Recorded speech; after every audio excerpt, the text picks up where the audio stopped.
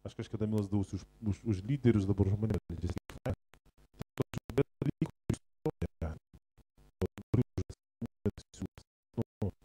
Ko aš anksčiau ieškojau, dabar tas pradeda veikti.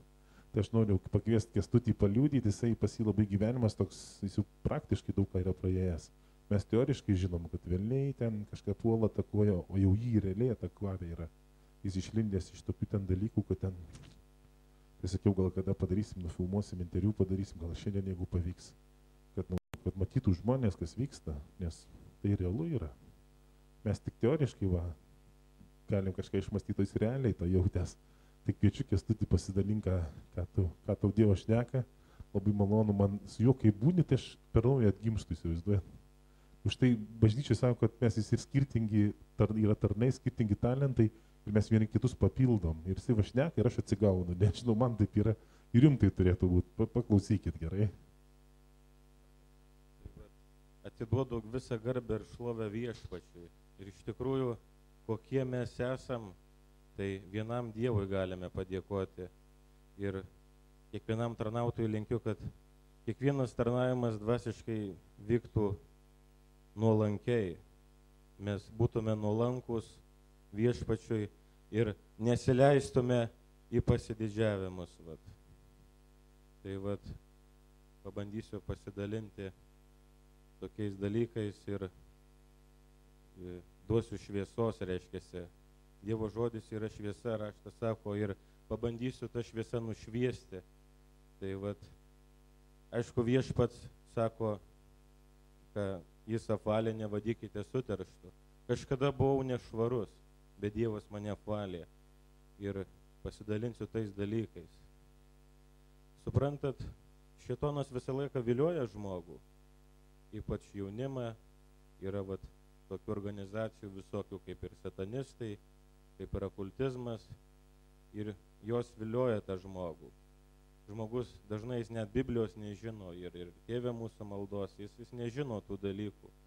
Ir suprantat, kame yra bėda? Mes vėl remsimės Dievo žodžiu. Ir reiškiasi, turiu šlovinti Viešpatį. Netgi kalbėdamas apie tai, ką kalbėsiu dabar, tai yra nuodėmė. Tai jokiais būdais nešlovinsiu šėtono, bet kalbėsiu, kaip negalima daryti ir kokios pasiekmės yra. Tai suprantat, pradžios knygoje, kada, žinot visi tikriausiai, kada buvo suvalgytas vaisius. Ir žinome, kad nuodėmės galia yra įstatyme. Suprantat, Dievas yra mylintis, bet jis nelaužo savo įstatymų. Ir Dievas pasakė, kad visą nuo kiekvieno medžio jums leista valgyti, išskyrus nuo pažinimo. Tai ir gyvatė buvo gudresnė negu visi gyvuliai, ta prasme, gyvūnai. Ir jinai klausė pas Dievą, reiškiasi, ar tikrai jums Dievas taip sakė? Reiškiasi, atsirado pirma abejonė. Ir Ieva ta prasme citavo, kad mums Dievas leido, čia taip ir taip. Ir Ieva patikėjo, reiškiasi, tuo dalyku.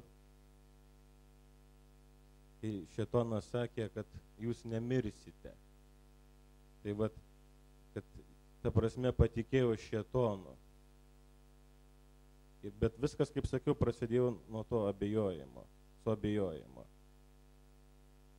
Tai suprantat, šėtonas ir mane buvo įtraukęs į tuos dalykus. Tai žmogus kartais ieško Dievo ir kartais šėtonas nori Dievo apsimesti.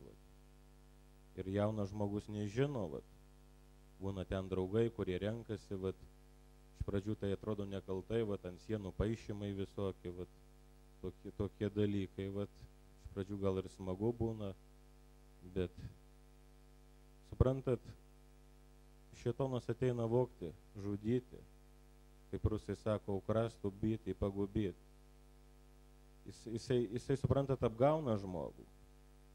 Tai ir suprantat, pakalbėsiu taip konkrečiai, konkrečiau, ir te padeda man Viešpats. Suprantat, yra toks žodis kaip akultizmas. Iš lotynų kalbos išvertus akultik reiškia slaptas. Tai o kas gali būti slapta nuo Dievo? Ir kas gali, reiškia, pasislėpti nuo Dievo? Vien tik tai žodis jau nieko gero nesako.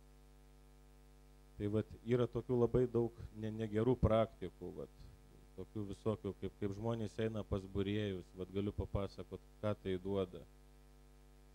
Suprantat, tas dalykas, kai žmogus nuveina pas būrėją, yra jau vien tik tuo negeras, kad žmogui yra primeluojama, žadama tokių dalykų visokių.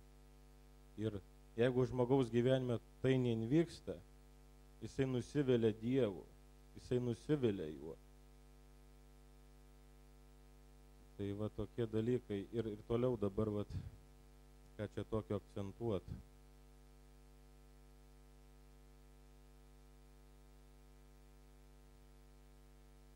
Tai kaip sakiau, yra žmonės, kurie užsiima negerais dalykais. Ir tiesiog papasakosiu, ką Dievas su manim padarė. Tai buvau nelaisvas, buvau apsėstas, šėtonas mane kankindavo. Jis ateidavo manęs kankinti. Tai jis ateidavo, reiškia, kažką pasakyti. Ir suprantat, labai žmonės klysta, kada jie galvoja, kad šėtonas kažką jau prižadės, tai jisai duos. Šėtonas yra melagis. Visų pirma, jis yra melagis. Ir mes žinome, kaip Kristus buvo gundomas. Kada Jonas Krikštytojas pakrikštino jį, jis ėjo į dykumą, 40 dienų išpasnikavo. Ir šėtonas jam jį gundė, reiškia, kad jis paverstų duoną akmenėmis, kad parpulk mane, pagarbink, atiduosiu tau visą karalystę. Tai o iš tikrųjų viskas priklauso Dievui. Čia yra melas, reiškia. Tai ir apie tą satanizmą, reiškia.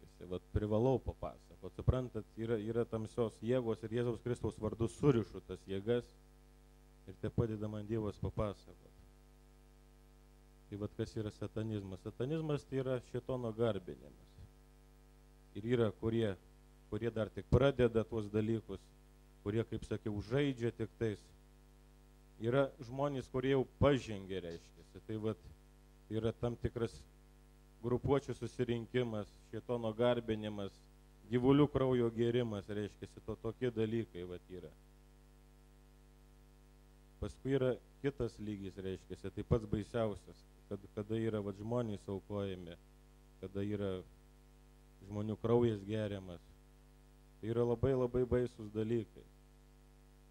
Suprantat, šėtono nebijau ir jo negarbinsiu. Nes Dievo žodis sako, tas, kuris gyvena manyje, yra didesnis už tą, kuris gyvena pasaulyje. Tai ir kurie susigundo šėtonu, tai galiu pasakyti tokį dalyką. Kad Apreiškimo knygoje yra parašyta, kad mirtis ir pragaras buvo įmesti į ugnies ežerą. Tai netgi pragaras bus įmestas į ugnies ežerą. Reiškia, netgi pragaro to baisaus laukia pabaiga. Ir dabar norėčiau papasakoti, reiškia, tos išgyvenimus, tos dalykus, kaip žmogus jaučiasi, tą išlaisvinimą, kaip jis ateina į žmogaus gyvenimą. Suprantat, kaip žmogus būna nelaisvas, jis kankinasi, jis nemiega, jis atsiduria įvairių dvasių įtakoje, jis būna vedžiojamas. Ir suprantat, mes esame Dievo vaikai. Mes kada meldžiamės, netgi mūsų rankoje Jėzaus ranka atsiranda ir Dievas daro per mus darbus. Šėtonas yra, reiškia, toks padaras, kuris kopijuoja Dievą. Jis yra kopijatorius. Tai ir, reiškia, jis ieško tų žmonių, per kuriuos jis galės veikti, per kuriuos galės kenkti. Šėtonas ieško įrankių savo. Tai lygiai taip pačiai mes esam Dievo įrankiai, darome gerus darbus.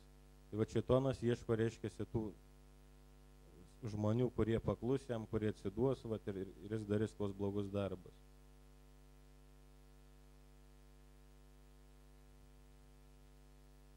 Ir suprantat, apie tą dabar išlaisvinimą, turiu papasakoti realiai, kaip žmogus jaučiasi. Suprantat, kada šventoji dvasia žmogų paliečia, kada žmogus, pavyzdžiui, atgimsta, ar ten satanistas buvęs, ar okultistas, į dvasia paliečia ir jis pasijaučia gerai. Va. Ir man buvo lygiai tas pats pasijaučiau gerai, bet po kiek laiko mane pradėjau draskyti. Ir uždaviau tokį klausimą, kodėl taip yra. Ir labai greit gavau atsakymą.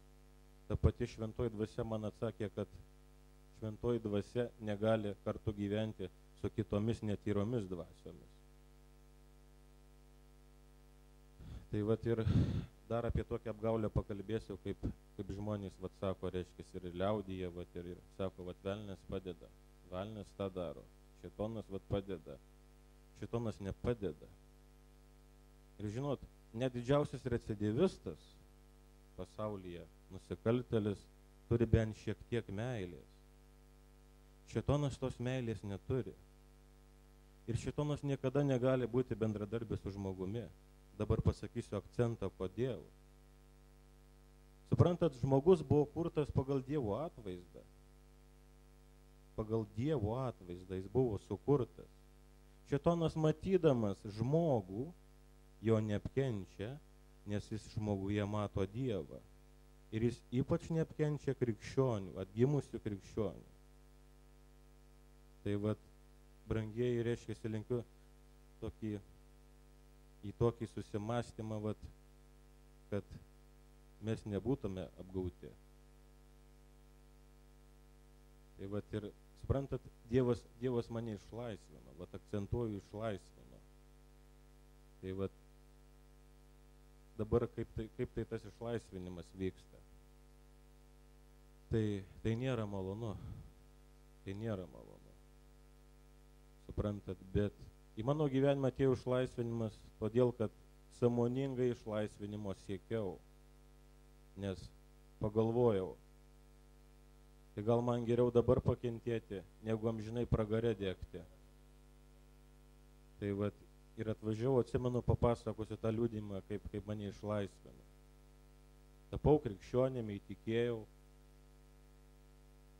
ir mane draskydavo tie demonai, tie okultinės praeities dalykai. Ir vat atsistojau, reiškiasi, vat prieš savo šeimą, vat ir pasakiau, sakau, važiuoju, velnią išvarysiu. Sėdau į mašiną ir važiavau į Alytų, vat. Ten buvo vat krikščionys. Ir kas man tik nesidarė toj mašinoj. Ir ta mašina gedo man, ir visokie kvapai, ir visokios marvės prasidėjo. Vos važiavau iki Alytaus.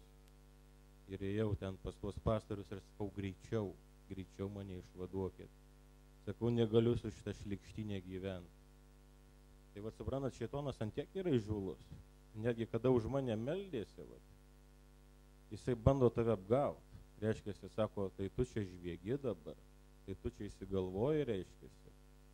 Ir reiškia, jie meldėsi už mane. Ir pradėjau irgi melstis.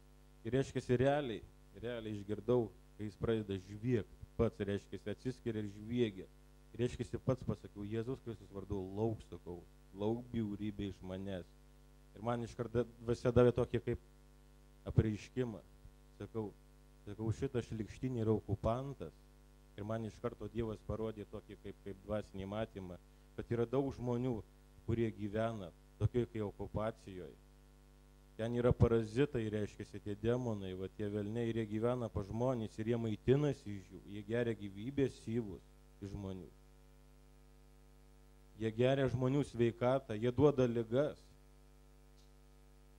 Ir va, dabar kaip krikščionis galiu pasakyti, suprantat, Dievas yra tuo nuostabus, kad jeigu žmogų ištraukia iš kažkokių dalykų, vat, paimkim pavyzdį, kaip būna narkomanai ir jie atidaro reabilitacijos centrus ir jie tarnauna, jie supranta, jie išgyveno savo kūnų ir sielą, kas tai yra, kas tai yra abstinencija, bet toks kaip pavyzdys.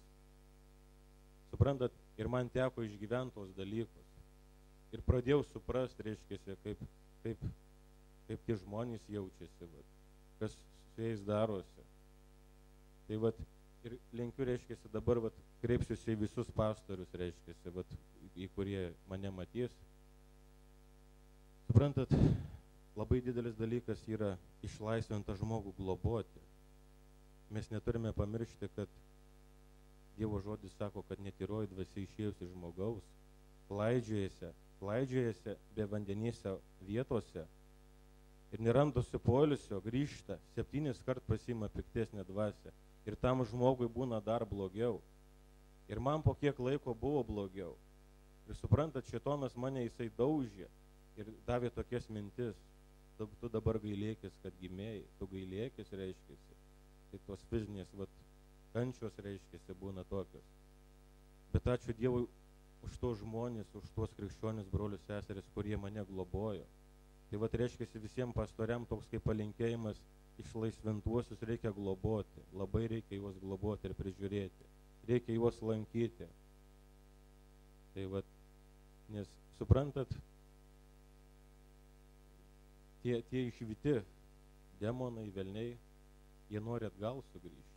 Jie visa jėga prašosi.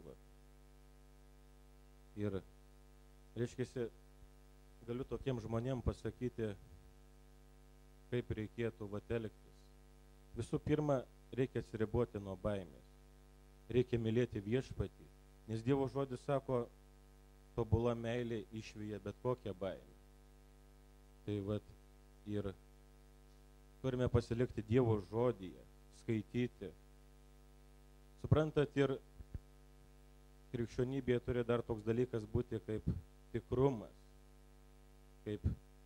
neturi toks būti kaip saldumas, reiškiasi, tas netikras saldumas. Suprantat, krikščionis tai yra Dievo karys ir jis turi kovoti. Ir kada tu žinai Dievo žodį, kada už tavęs Dievo žodis stovi, tu nebijai. Kad ir pats šėtonas ateitų, tu nebijai. Nes tu žinai, kad Dievo žodis sako, nes tu žinai, kad Jėzaus vardas yra aukščiau visų vardų ir visų kunigaikštysčių. Ir Jėzus davė trypti gyvates ir skorpionus. Ir tu su žinojimu veiki, su dvasia, su šventoja dvasia veiki. Ir reiškiasi tokia kaip krikščioniška profilaktika, dar galiu pasakyti, reikia daryti kasdieninius išpažinimus, išpažinti Dievą. Kas jis yra, kas tu esi. Nes, suprantat, paantrysiu broliui, dabar neatsimenu vardo, kaip žmonės tiki daug metų ir jie pasimiršta, jie įsikvėpia. Reikia tų išpažinimų, išpažinti. Tai ir, suprantat, dar turi apžvelgti vieną dvasinę aktualiją. Ateina, kur prabudimas, maišyti ir priešas. Priešas tai yra, reiškiasi, tas šėtonas, kuris sėjo raugės tarp kviečių, tarp mūsų Dievo vaikų.